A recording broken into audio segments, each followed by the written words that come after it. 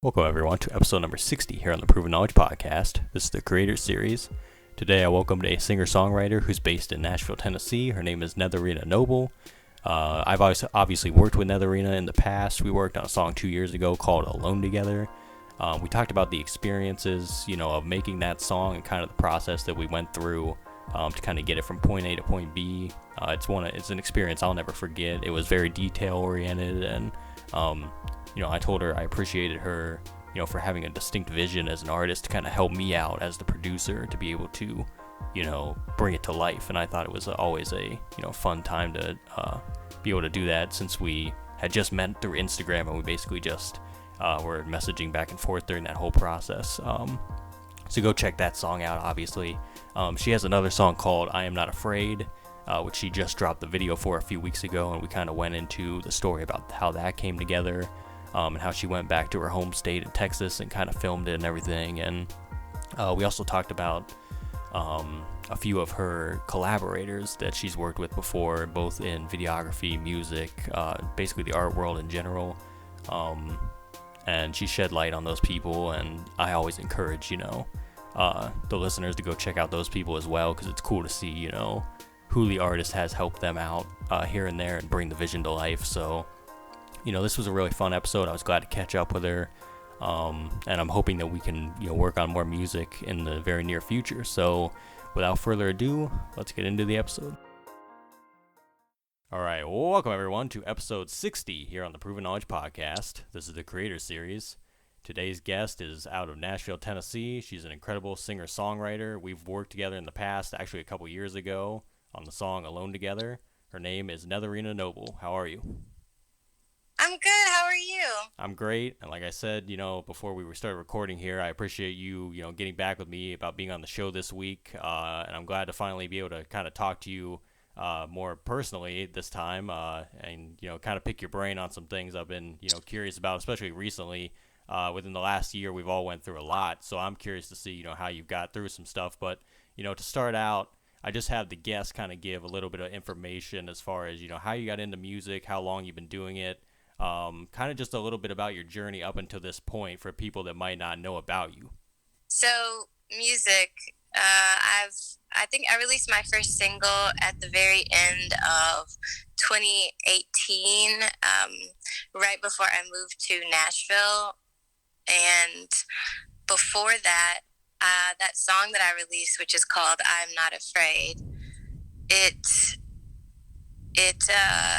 I'd had that song I'd had the song for about a year at that point.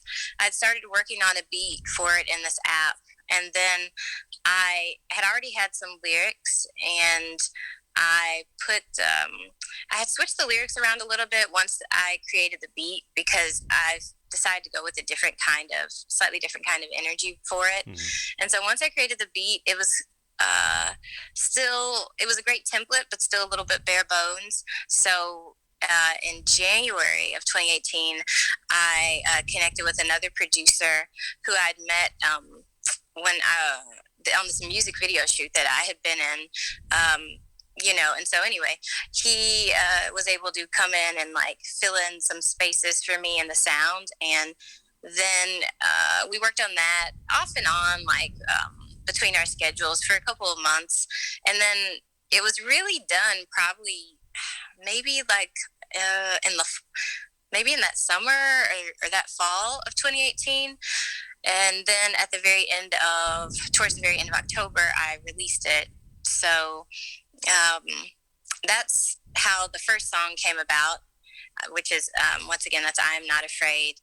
But before that, I had been working on or creating lyrics for a couple years before that, and I wasn't sure what to do with them because I hadn't really considered myself a music artist. I was just thinking I'd been wanting to do film, really, and I was also doing photography at the time when I started writing lyrics, and I was in this I was doing a film internship too at the Austin Film Society.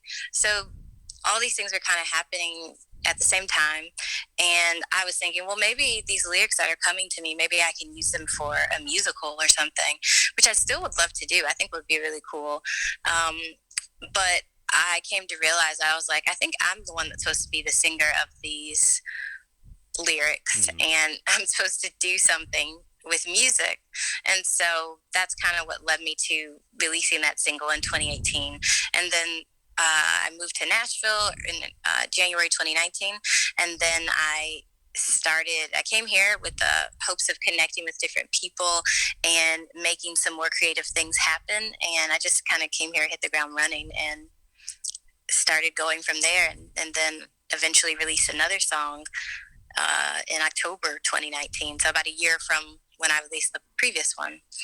So sorry, that might be a long way of explaining that, but No, yeah. that's perfect. That's a great summary right there in and of itself. Because I remember I discovered you, I think, in like the spring of 2019 with "I Am Not Afraid," and I was like, this song is really good. Like, I love the production. I love like her style and how it's like all played out and everything.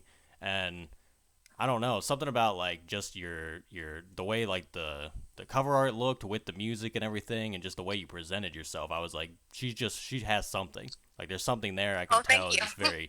very eye catching and ear catching to me. So I just from the moment I heard that song, I was like, this is great. So I'm glad that we were able to work together, obviously, on the next song and everything. And that was a great experience, obviously. And I remember like It really I remember was, like for the sure. process of that, of just like doing the different versions of the song, and we just kept kicking the ideas back and forth, and like until we got, exactly what we wanted, right? And like I could tell you had a very distinct vision for that song, like how it was gonna like be sequenced and everything, and how you were writing it. And that was, I still remember that process because it was like one of the most detailed processes I think I've ever been a part of, like as the producer, you know what I mean? So Hmm. I appreciate you for just having that vision as an artist to be like, we're going to do this, we're going to change this part, move this around, add this in there. Like, that makes it fun for me, you know what I mean, to be able to kind of just help you get that vision out. So I'll Aw, always remember that that's experience. hmm. And that was like early on for me too, like when I was still trying to get, I'm still trying to get the hang of things, but it's like I still didn't really have the experience to do a lot of stuff, but it was like you were kind of helping me guide me through it too. So that was Aw. that was a great. I always remember that song for sure. Like, that's one I always go back on. So And the song, just for everyone listening, that he's talking about is the song we did together, alone together. And that was a really cool, like, because you reached out to me, and I'm not even sure how you came upon my page, but, mm-hmm. and then we kind of went from there, and you sent me some tracks, and I started singing along to one, and I like, but that's why I like working is I'm more collaborative too. Yeah. And so, because later I worked with another producer on a song sometime after that, and he had said the same thing. He was just like, "Oh wow, like I'm used to people kind of just telling me what to do, but you kind of want us to like, but and they come in, this is my vision, but Mm-hmm. you kind of like, I guess." I don't know. I feel like it's always just a collaboration, us working together, trying to get the best results. I don't always have all the right answers, but I do have an idea of what I want, but I'm always interested in input too. Mm-hmm. So it was nice working with you on that track. And then when I was talking about For Alone Together, I know you probably remember me mentioning that. I was like, what if we put like some saxophone on this or Mm-hmm. something? Because I was going for that kind of. I've been listening to a lot of Sade at the time, and I'd grown up listening to Sade, but in particular at that time, I was like just reviewing some of her work. And it's funny that after we made that song, a couple people have told me like, I don't know, this kind of makes me think of Sade, and I was like, Mm-hmm. oh, nice. I was like, because I was honestly influenced by. So it's great that you can kind of hear that influence coming through, that we were able to translate that together. So yeah, I'm very proud of that song. Yeah.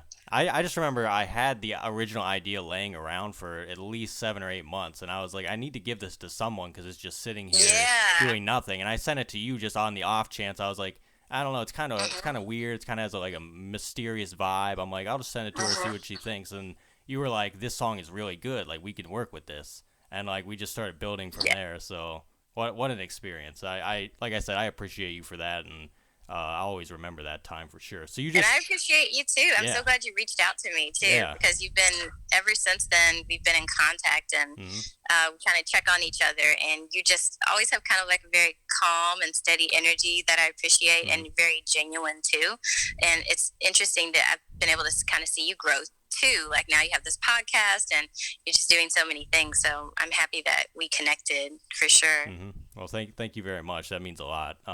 So you just mentioned Sade, right, as a big influence. So I'm Yeah. curious to know, like, who else, especially when you were growing up, like, who else were people you listened to that made you say, maybe one day I can do that. Like, I can be a singer, I can be an artist.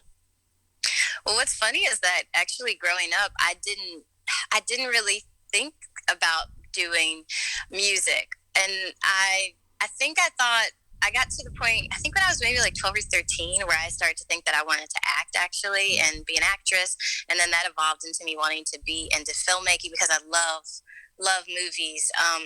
And but when I was when I was older, I remember looking back at this going back home, seeing this poster thing I had to do for a project when I was like in the fourth grade. Mm. And on the poster, it was, you get to say like, what do you want to be when you grow up? And on it, I had drawn a picture of me and two versions of me. One was like me as a model, and another was me as a singer. And I was like, what? Like, I don't remember wanting to do that when I was little. But part of me wonders if I just didn't have the confidence to do it, or to think that that's something I could do. I didn't grow up thinking, oh, I'm going to sing on this or sing on that, or even really knowing that I had the voice to sing. So yeah, but growing up, so I didn't really think so much about like I want to be like that person, you Mm. know. I thought more about like actors and actresses, of course. But then when it came around to me making writing lyrics and starting to see this as something I could do for real, I did reflect on my influences, and some of those are. Really lots of I really like looking back on the past musically, especially to the 70s era. Like there were so many, and like even early 80s, like there's so many like wonderful uh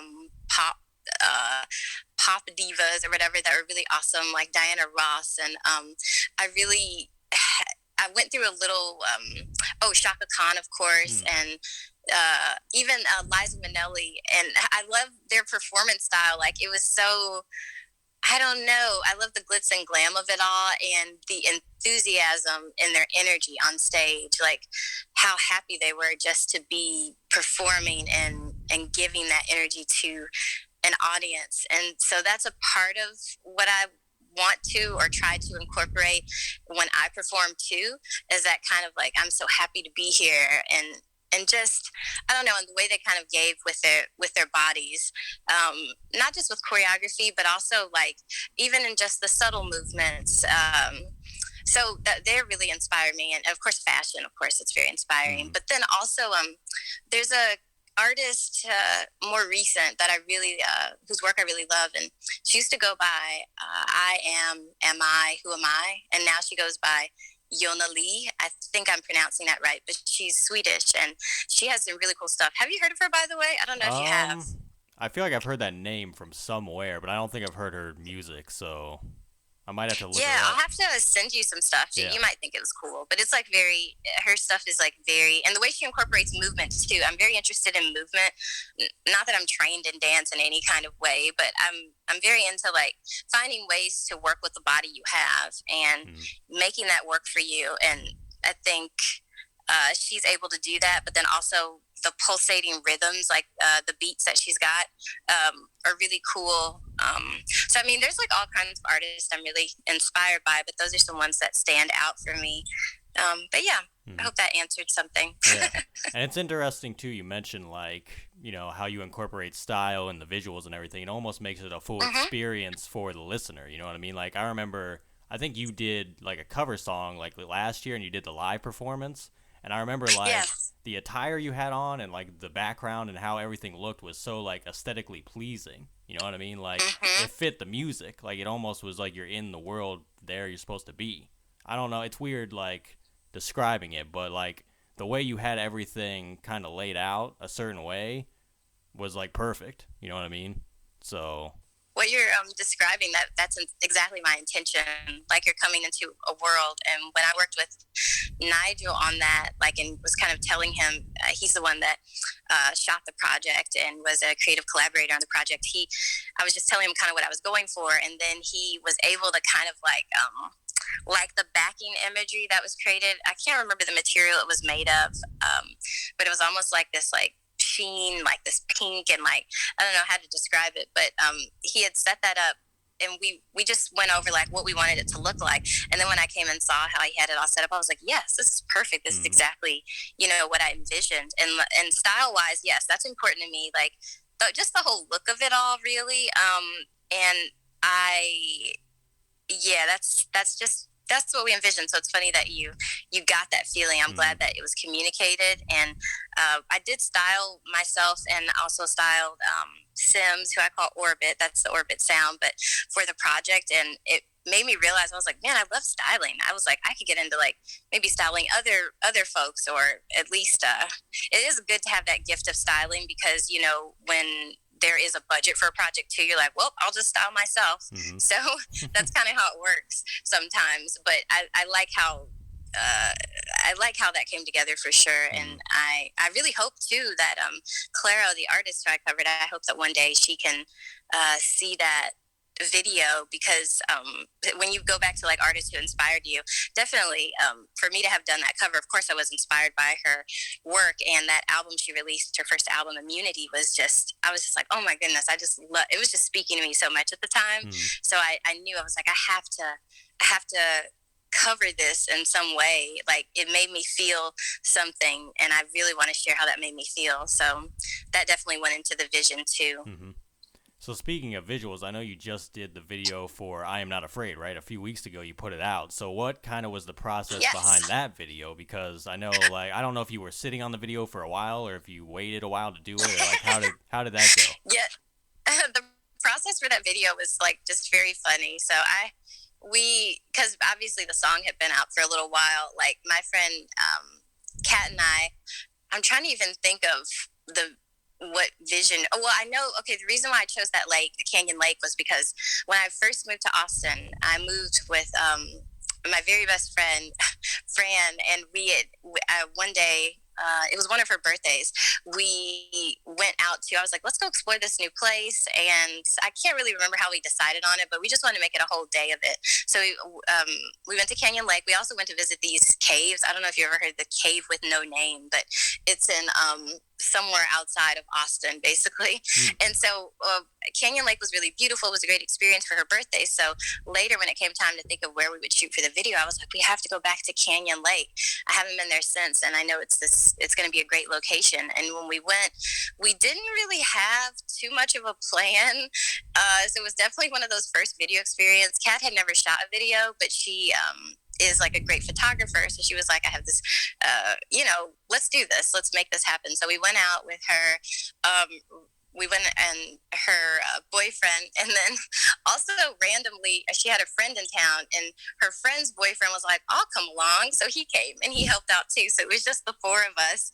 And before that, I got my makeup done by Autumn. So it was just like a cool day. So we went out and then just started shooting to see what we would come up with. And for the video, what I ended up choosing for the final cut was one of the first takes we did, honestly, because we went on and did more takes. And at first I was going to say, let's do this video as I wanted to have multiple shots, but then it just didn't really work out. And maybe one day I'll show that video. Like, I still think it's pretty, but it just didn't have the look that I was going for. So when we edited it, I had the first edit done by a friend I had worked with before on my short film that I had done. So I do have a short film out. If you ever want to see it, it's on Vimeo. Just Google my name in Vimeo, you'll see it. But yeah, so anyway, we did that edit. It didn't quite work out. And then later, when I met Derek, who did the photography for the Alone Together cover, I asked him if he could help me maybe re-edit it. And that's the edit we decided to go with. But one cool thing about the shoot was that the video the birds got to me really, is like how they just kind of appeared in the sky while we were shooting, and the sky was just so blue. And we wanted to get some water shots in too.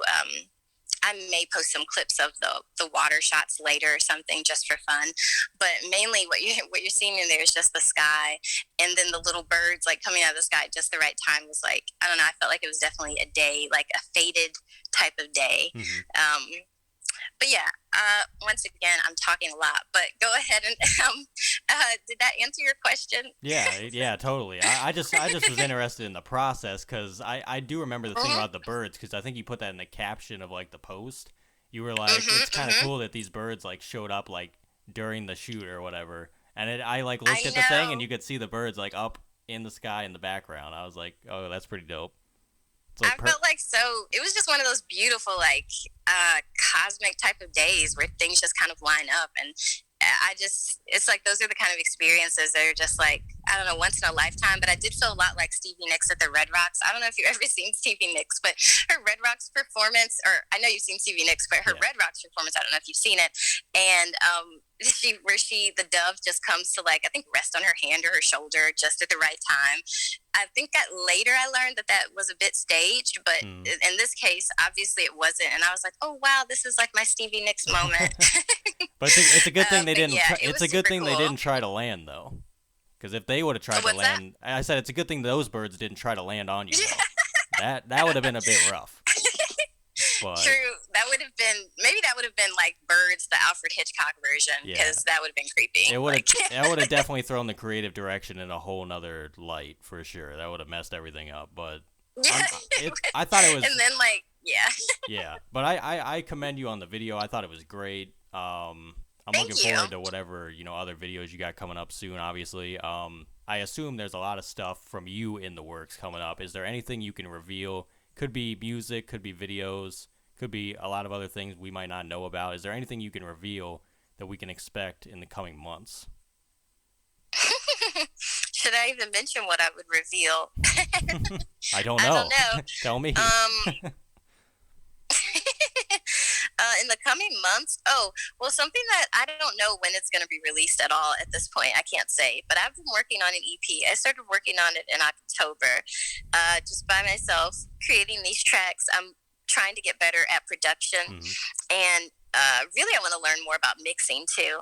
But I produced some tracks, and I'm working on refining those, and my goal is to produce the EP myself and then have someone just mix and master for me. But I do want to learn some more about mixing before I hand the tracks over, just so I have an idea of what I want the final sound of it to be. But yeah, so the EP, that's for sure something I've been working on. Like I said, I have no idea when it'll be released, and yeah, that's a little baby I've been wanting to birth since before I got here, honestly. So, but yeah, that's something you can look forward to in the far-flung future. Nice. Well, I'll be the first one to listen if you do put it out. So just know that. Okay, awesome. I think, who knows, we're supposed to work on some more stuff together, you and I, so we'll have to see. That might have to be released around the same time. You never know. But I would like to definitely. Every time I send you ideas, I'm like, I don't know. Like I don't know. Like I feel like when I set aside ideas for you, I feel like they got to be very specific. That's just me getting in my own head because I'm just like, I don't know. I got to get this type of vibe, and like I don't know. I'm weird because I get in my own head about like what I'm sending to people. So like I got to start sending you more stuff is what I'm basically trying to say. So. Oh yeah, I mean you sing quite a bit though. What I will say is I always see you working and on your grind. You're always out here doing something. So you seem pretty busy. So if there's any reason why you might not be sending more things, it's because you have a lot going on. Well, I mean, it's bound to happen eventually. Again, we're gonna connect on something for sure. Divine time, like you said about divine timing. That's how I view like music. You know what I mean? And collaboration. It's like it's got to be right. So exactly. I'm sure it'll happen again in due time, but we'll see. I think so. So, only got a few more questions for you, and then we'll wrap up here. If you could go back 10 years ago, maybe give yourself a piece of advice, maybe not change anything at all, what do you think you would do?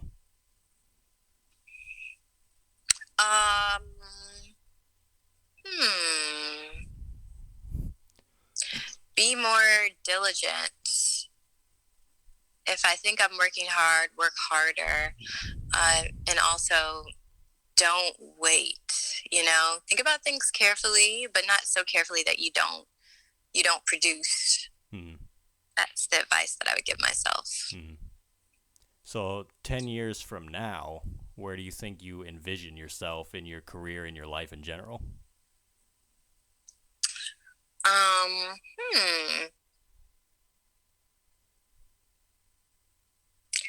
I envision myself having complete,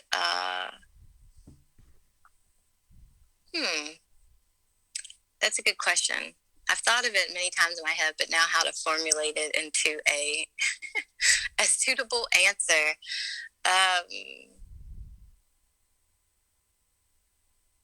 I'd like to be living near a beach and hopefully with all the things I need around me and all the right people, happy and still making cool music, and also some other projects. I don't know what kinds of projects, but it would be cool. Well, yeah, it would be cool to do something with movies and music. Basically just elevating what you got now, you know what I mean? Like 10 years from now, you want to just be elevated on another level. Do the same thing, but just better, you know what I mean? Exactly. Yeah, can't argue with that. And the beach sounds great, by the way. That sounds ideal right there. Yes. So, do you have any final words of wisdom today for the listeners? Final words of wisdom.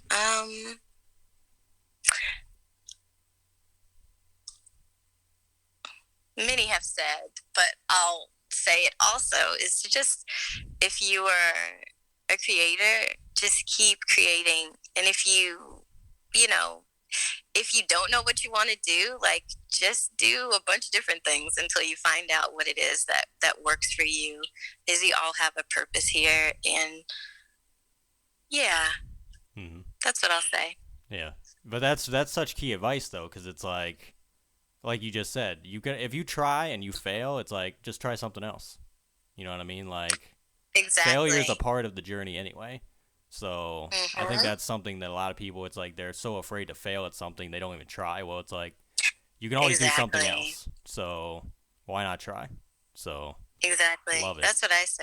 Love it. Well, Netherina, that's all I have for you today. Like I said, I appreciate you, being on the platform. Obviously, we're going to keep working together on some stuff. And hopefully we can do this, again in person maybe sometime. We'll see what happens. Yeah, for sure. Come out to Nashville. I'll come out to where you are. Thanks, guys, for listening today. That was episode 60. We'll be back this time next week. As always, hit the support button on your podcast streaming platform if you want to send any funds. We'll see you then. Thank you very much.